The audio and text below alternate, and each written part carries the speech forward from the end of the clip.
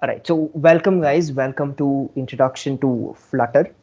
We've had an introduction session before about who the speaker is going to be.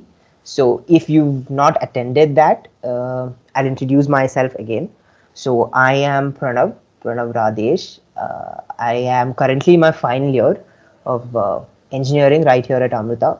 I was a computer science engineering student there, and I'm also an app developer. I've made numerous apps with Flutter, and yeah, that's basically it, right? So before I just start, I'll just give you a small recap about how Flutter originated and stuff, so that you guys get in the right mindset for this workshop, right? So basically, before Flutter, there was normal native Android development, and that's how people used to make apps, right? In the starting phase, let's go back to around 2008 and 2007 and stuff like that, when Android was at its initial stage. People used to create stuff or applications, especially for the mobile environment, using native code. It used to be either Java and XML, right? That's how everything started off. So that's the Android side of things, right? Now coming to the iOS side of things, people had separate coding languages called as Swift for that, and used to use something called as Xcode, which is the development environment for that, right? So over time, people understood that if you like use native code, it is definitely faster in terms of the way the app works, but it takes up a lot of time. And something that takes up a lot of time, people dislike such things, right? People want productivity more. People aim for productive environments. So at that time, there was a need for something that could create multiple code bases, or like write an app in one code base and give multiple apps that will support for many other operating systems, right? Because as time went by, people started creating, or companies started creating their own operating systems. One example would be Android ecosystem. iOS had their own ecosystem, and Windows had their own ecosystem. Linux is a whole new ecosystem for enthusiasts and other people who love working with the way with every small thing, right? So as companies and people actually grew in terms of knowledge, they wanted better things. And so at that time, there was a need, and Facebook, or a group of engineers from Facebook, started creating React Native to actually increase the efficiency of their software and the products that they were developing. And so at that time, React Native came into the picture.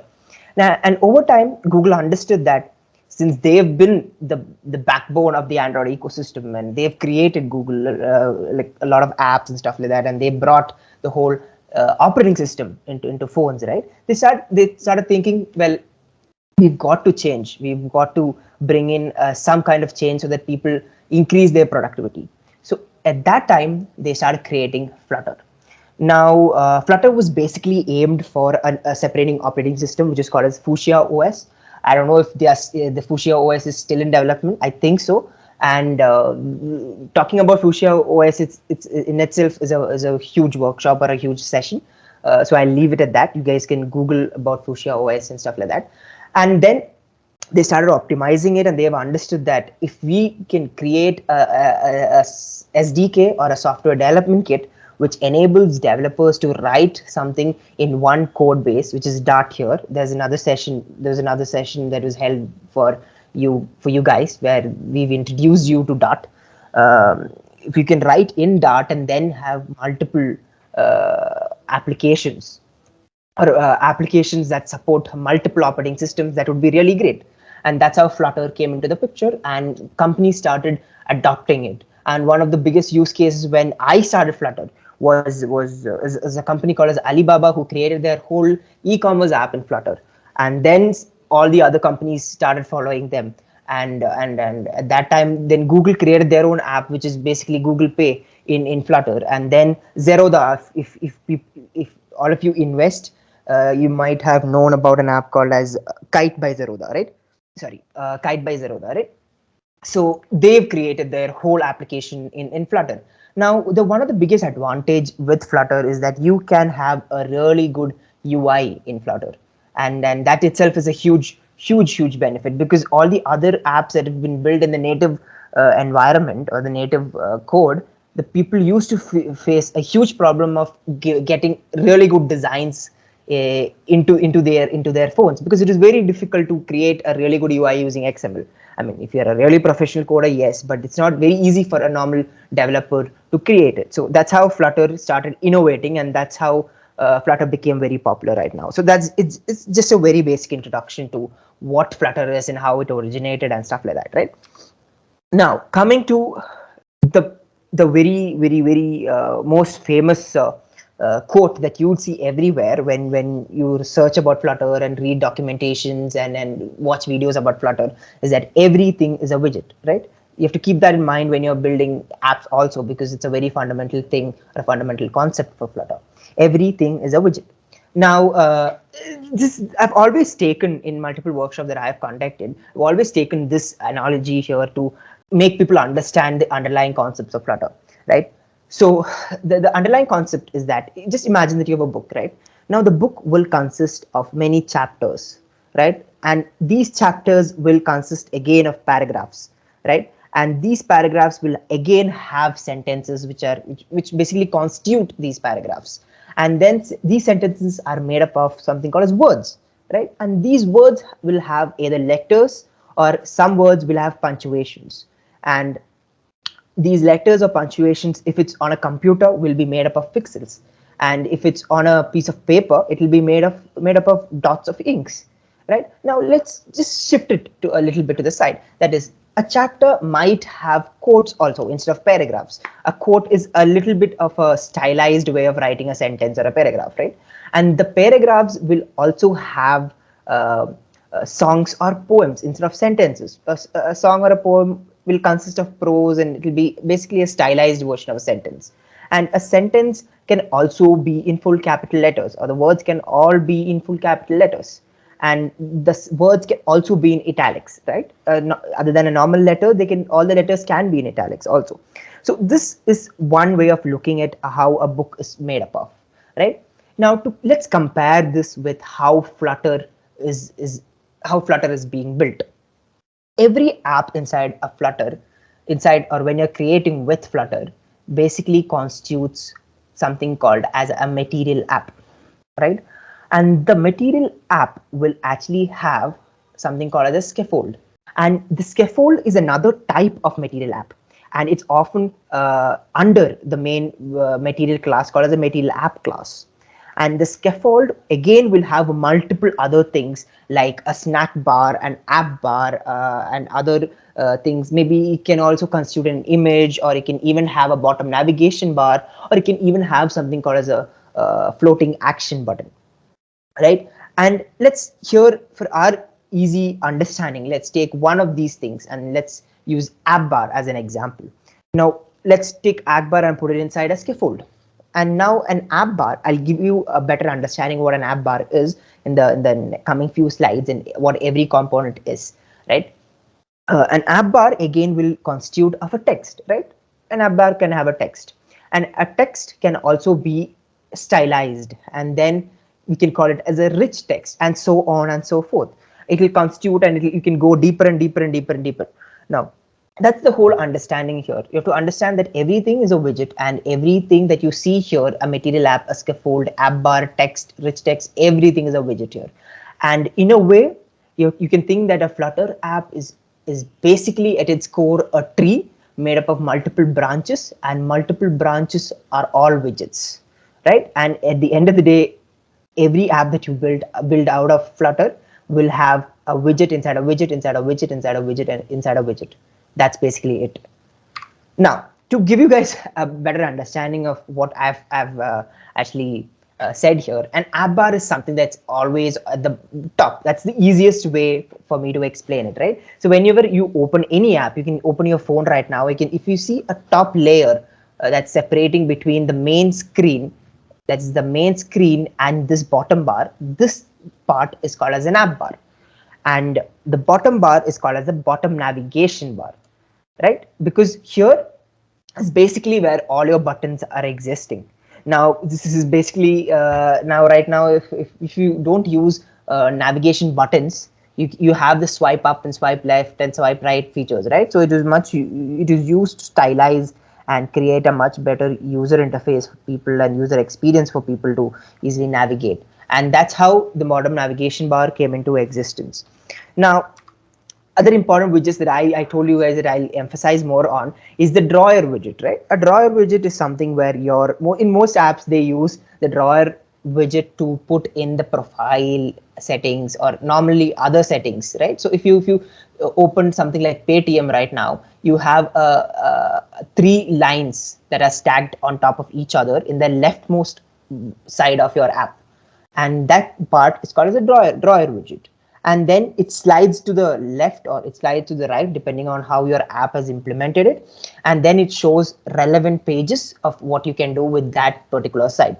That is what a drawer widget is. Coming to a material app, as I've said before, a material app is like the big parent class. It's like the big class that will encompass all the other smaller classes. That's what material app is. Now, for you to start with everything, you need to put it inside something called as a scaffold, and that provides you a basic material design for your whole app, right? So whenever you implement something in Android, you have to follow the material guidelines, right? And that's why a scaffold is being implemented here. And as I said before, a scaffold class will have multiple other things like a snack bar, a bottom bar, app drawer, and stuff like that.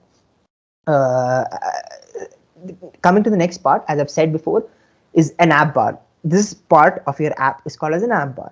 So, and that's how you can implement certain things like a custom scroll view and stuff like that using all these things together.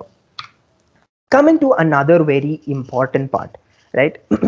We have to understand that in Flutter, the UI or the user interface, in other words, is the resultant of a particular function, right? So just keep this picture in your head. That is, let's say there's a function, and in that function, it takes a parameter or an argument called as a state, or a state can also be referred to as a type of data, right? It takes in that particular state, and then it results or gives out a result, which is basically our UI. So whatever state change that you make here, it will give out a different kind of a UI. Now let's say I've given very easy example is I've given 2 as my data here inside the function, which will replace the whole state here, and I've given 2, and then it results out another UI which basically shows me the number 2. So that's a very easy way to understand. That is, a state is basically an argument inside a Flutter's in Flutter, and the UI is basically a resultant which comes out of the function that encompasses a state variable or a state data. To understand something else, which is to understand state management, we have to go deep into something called as a local state or a global state. Now we've all understood what a local state and global state is in other programming classes or whenever we've studied Java, Python, or C or C++, right? So I'll just give you a small recap of how it is being implemented in Flutter. Now, a local state and a global state, right? So coming to this picture here, we can see that we can call this a parent class, we can call this a child class 1, and this a child class 2.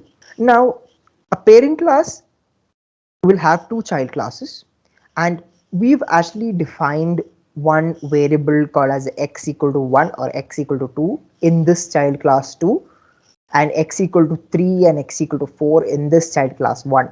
I can use this x equal to 1 and x equal to 2, which is being inside the child class 2, only inside the child class 2. I can't use it here. And whatever variable that we've defined here, that is x equal to 3 and x equal to 4, we can only use it inside this class. We can't use it else. We can't use it here. We can't use it here. We can't use it in the parent class. We can't use it in the child class 2 also. That's where the local state concept comes into the picture. The state or the data here and the data that's been defined in this class and this class are local. That means can only be used locally in that particular class. Now let's see what a global state is, right? Now in Flutter, we can't really implement a global state with something called as a normal class. When you create a normal class, you can't just implement a global state. So a global state, in other words, is that whatever variable that I have defined here, it should be accessible here and it should be accessible here. Or In other words, I can easily create a variable called as x equal to 5 here, and both of these children can easily accept it because it's created by the parent. So anything created by the parent can be accessed by the two child classes, right? This takes us to the next big important concept, which is stateful versus stateless. Whenever you create a class in Flutter, you have to always say whether that class is a stateful or a stateless widget, because everything is a widget, and then you have to define whether that widget is stateful or stateless. Now, a stateless widget, in other words, means that whenever there's a UI change or a change in data, you can't really bring out that UI change or change in data into the screen, which means that the change in data cannot be reflected because the class itself is not mutable, or in other words, the class is immutable, right? So let's imagine that you have an app, and then you have to, again, I've taken this example many other times, right?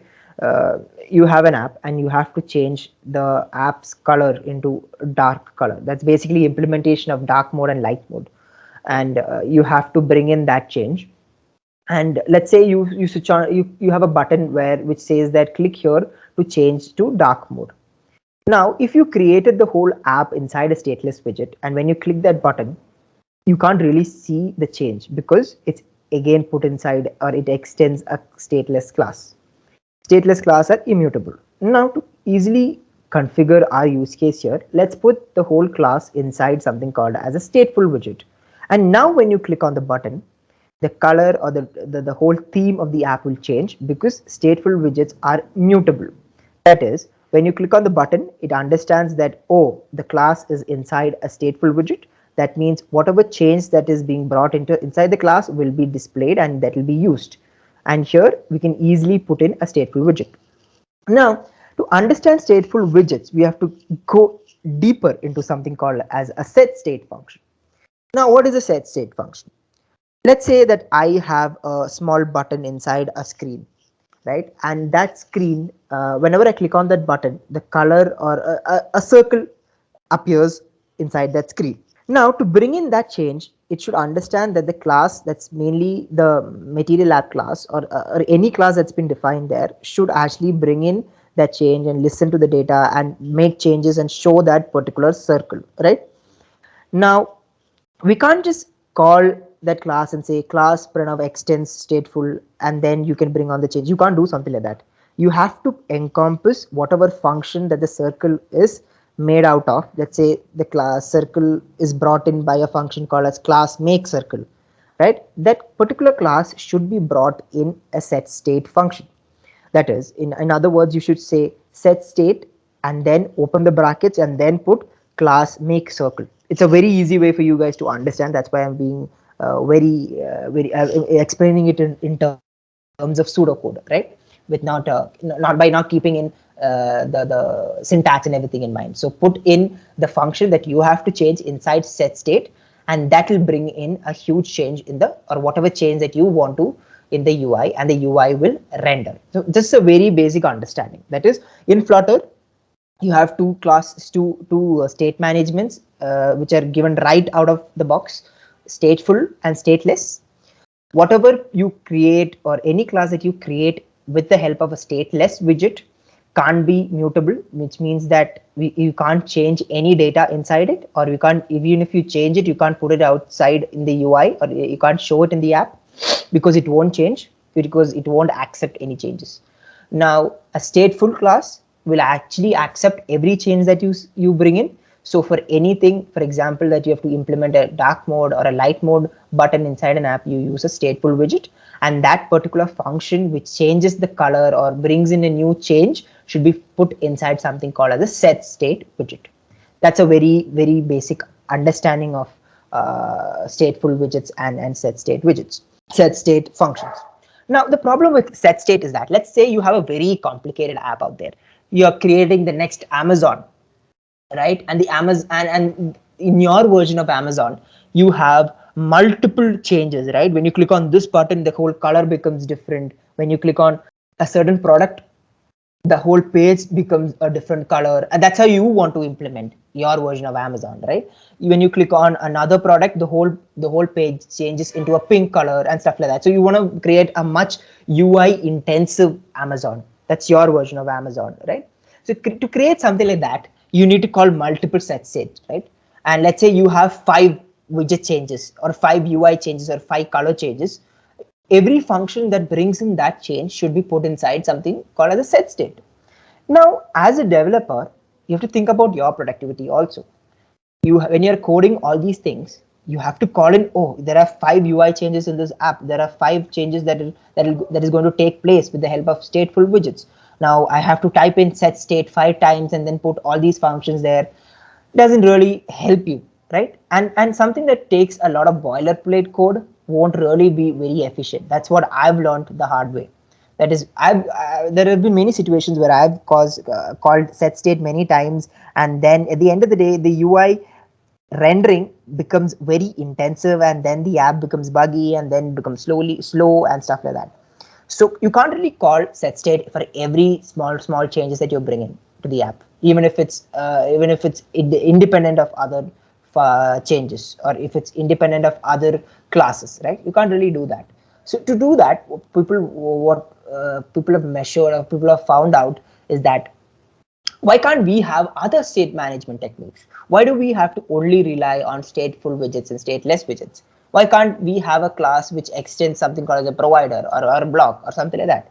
So that's where something else called as a provider comes into the picture. A provider is also another state management technique, just like a stateful widget or a stateless widget. The fundamental difference is that instead of calling a set state function, you put everything inside a change notifier function. So let's go back to our example of Amazon again, where in which you have like 10 products, and every time you click on a product, the whole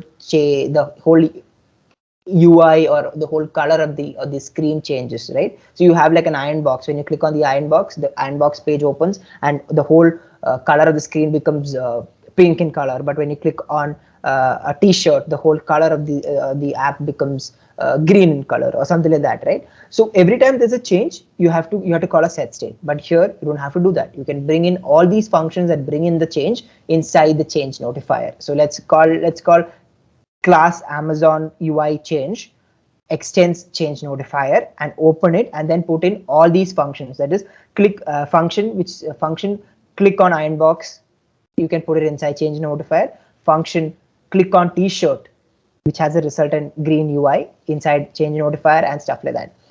And another fundamental thing that you have to understand is a notify listener. Now suppose you have a button, and then on the click of a button, these UI changes are being brought. That is, here in our Amazon example, the button or the event is the product image, right? So when you click on the product image, the whole UI changes. And here is where a notify listener comes into the picture. A notify listener listens whether a change should be brought in or not.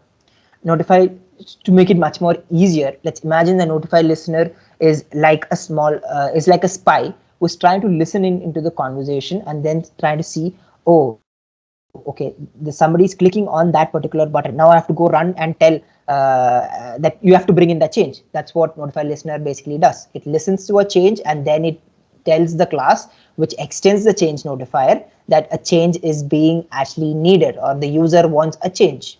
That's basically it. A consumer in layman's terms are those functions who are being changed. Here in our example, it will be the UI of the iron box page, or the UI of our t-shirt page. So those functions are called as consumer, and change notifier provider is basically the one that will provide all these changes. So you don't have to go in depth with change notifier provider. So that's one way of understanding what a provider class is. Coming to another huge state management technique or a state management class is BLoC. Now BLoC is the whole acronym is business logic of components, right? And what we have to understand is that BLoC and provider and state management, stateless and stateful widgets are all based on the user's use case, right? Now it's a little weird for a state management technique to be called as business logic of components or classes or whatever. But that's been the name that's been given to it by the developer community, right? So to understand BLoC much more efficiently, you need to go in depth with these three things. That is the stream, events, and the sink. Now, to understand stream and sink, you just have to have a very easy picture in your head. That is, think about a long pipe, right? And the long pipe is actually coming from a tank, and then you have a small basin here where the pipe will give out water and the basin will fetch the water here, right? And then it will go into your bathtub. Think about this, right? Now, the whole pipe here is the stream. The water that's flowing inside the pipe is the data, and the sink is the basin that's being kept here, which will actually take in this. In other words, sink and stream are under a class called as a stream controller, and the sink will basically listen to whatever data that's there and then pulls out relevant data, and the stream will actually provide you that data. That's basically the function of the pipe here. It will provide you that data, right? Now, why do I need a sink here, right? What's the use case of the sink? What if there are like two types of liquid coming out of this pipe? One is oil and one is water. For our use case, let's take this example, right? I know it's really not possible to have two things coming out of the oil and water coming out of the pipe, right? So for our use case, let's understand that the oil and water is coming out of this pipe, but we only need oil inside our sink. So the sink will say, oh, okay, I'll only take in the oil, and then it will close it when the water is coming into the basin. So that's how sink is used. That is, sink only takes in the data that you need and will leave out all the unnecessary data and won't take it inside your class or inside your function or wherever you would like to use it. Now, there's also another concept which is called as future. We'll actually get into that later because it's really hard to explain it as a theoretical way, right? In a theoretical way, it's much easier for us to explain when you're actually coding. Now, to understand this, the third most important thing is the understanding or the concept of events. A very easy way for me to explain events would be, whenever I click, going into this image, whenever I click on this button, that particular action of me clicking or the fact that I'm clicking on it is called as an event. Now, every small thing that an interaction or anything, basically an interaction between the app's UI and the user is called as an event. So if I click on the app bar, then that's also an event. When I click on an image, that's also an event. So everything is an event in Flutter, and in other words, an event can actually is actually another type of a listener that will listen for an input or data from the user. That's basically it. It will listen for an input or a data from a user, and then it will provide. Now, to understand BLoC properly, you need to understand what is the UI, you have to understand UI, the BLoC class, and the data provider. To give you guys a much better understanding, take this picture here, and when I click on get image, an event is created, right? The user clicked on the image, the user clicked on get image button, and the app or the UI then says, oh, okay, there's an event that's happened here. I'll just send it to the BLoC class. The BLoC class will receive something called as a button click event and then say, oh, okay, somebody click on that button. Now I have to go fetch in the data. Now, suppose, let's say that the whole use case here is, when I click on get image, I need to have an image of a dog to appear here, right? So when I click on get image, an event is created, and this event, button click event, is sent to the BLoC class, and the BLoC class is like, oh, okay, somebody clicked on get image. Now I have to provide a certain image from the database or the DB here, and then give it back, right? So here we use something called as a data provider, and the BLoC class assigns the duty to data provider, and the data provider is like, okay, now I have to go fetch a image of a dog from the database, and then okay, I'll give it back to the BLoC class. Now after that, the BLoC class will say, okay, I've received the image or the URL of that image. Now I have to load it into the app, and then it sends over to the app. So that's the basic thing of what will happen inside an app that extends, or an app that uses a BLoC class. In other words, the UI will communicate to BLoC, as in here.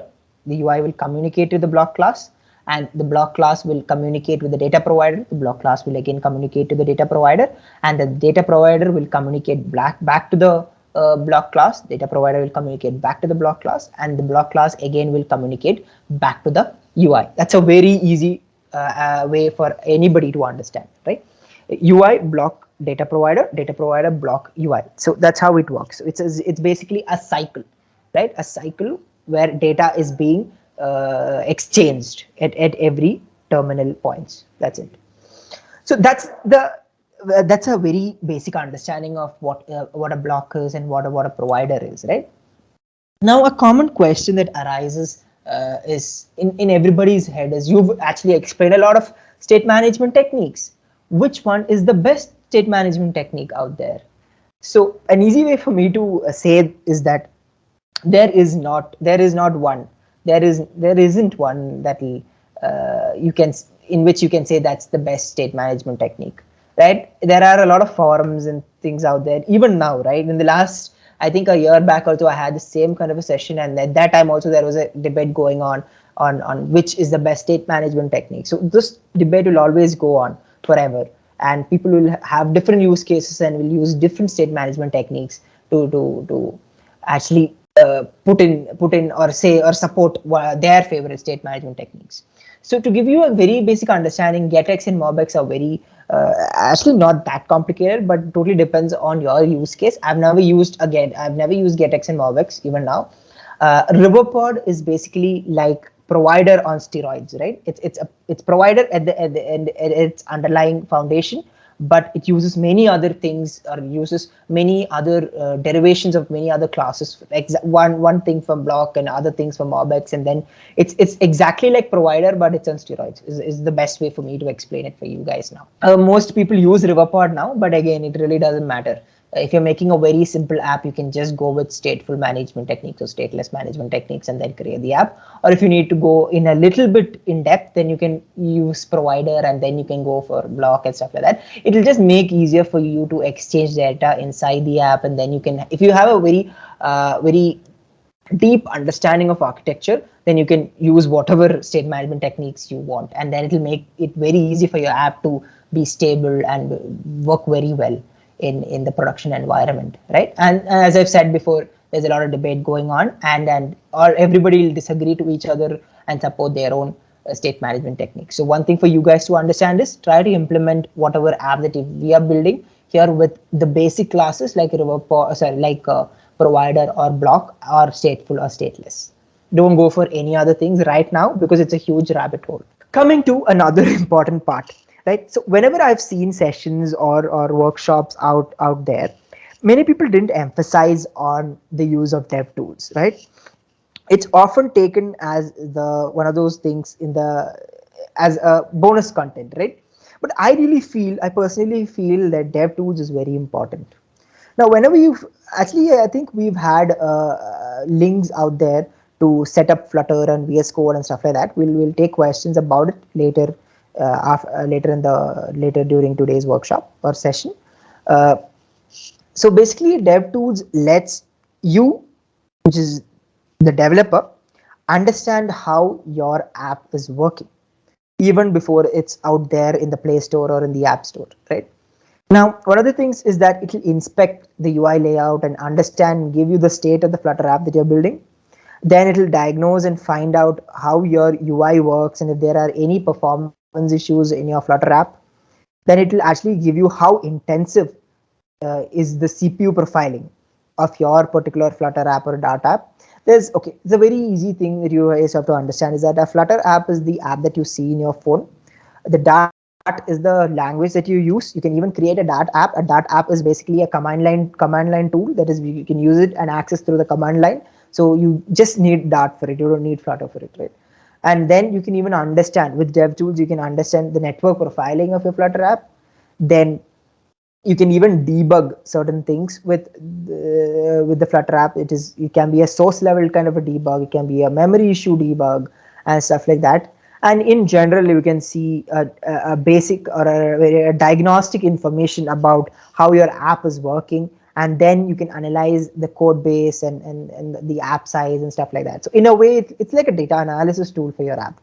It's a very easy way for me to explain. It's a data analysis tool for your app, which is embedded inside VS Code itself. I'll tell you later on how to use it, maybe in the coming few sessions. And it's very important for all of us to use Devtools if you're creating a production ready app, because this is one of those mistakes that I did when I created my first app. That is that I really didn't keep much or I didn't really take initiative to understand DevTools, and it really affected the way I made apps. And then in later stage, I understood how useful DevTools is, right? Coming to the last one of those last things here is that we are going to learn Flutter's biggest advantage over React Native or over any other software development kits, right? It's called as hot reload and hot restart. This is what makes Flutter different from any other SDKs out there, or any other SDKs I've tried. Now, what happens is when you create something in Android Studio using Android native code, every time you bring in a change, you have to run the app.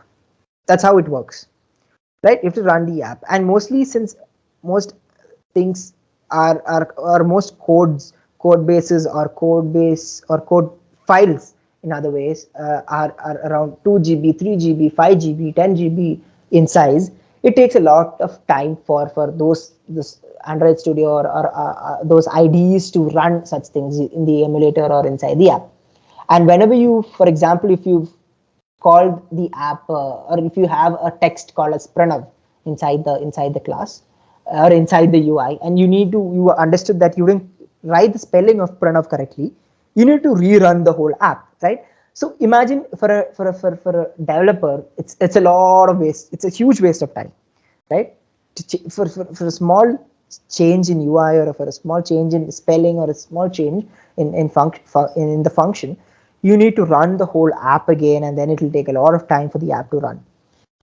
Without me showing VS Code, you guys really won't appreciate hot reload and hot restart. But in the later few stages or in the coming few sessions, we can easily understand how beneficial hot reload and hot restart is. Now, with hot reload and hot restart, whenever you bring in a small change, Flutter understands that, oh, you've brought some change in the code base, and then it will easily reflect inside your emulator or inside your phone, right? So in other words, any libraries with change code, you can easily hot reload, and it takes, even if it's in the application's main library or any library that is dependent on the main library.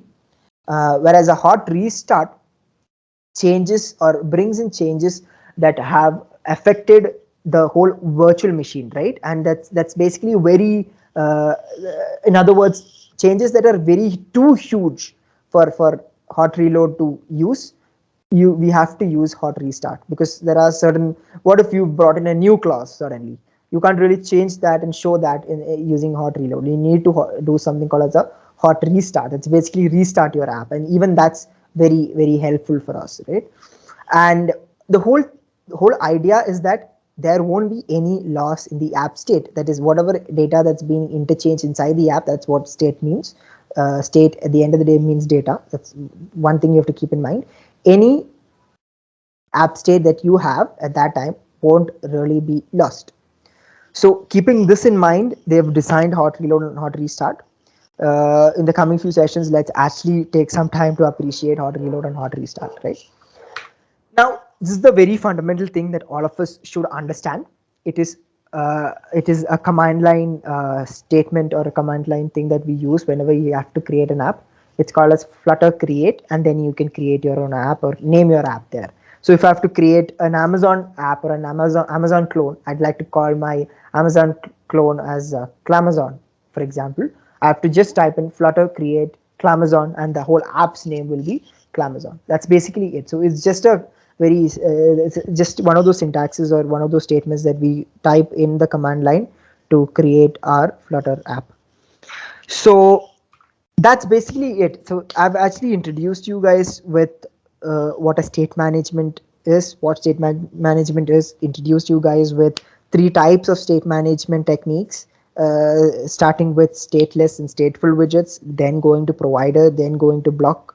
We've discussed about what hot reload and hot restart is. Then we've also understood about what is the difference between stateful and stateless widgets.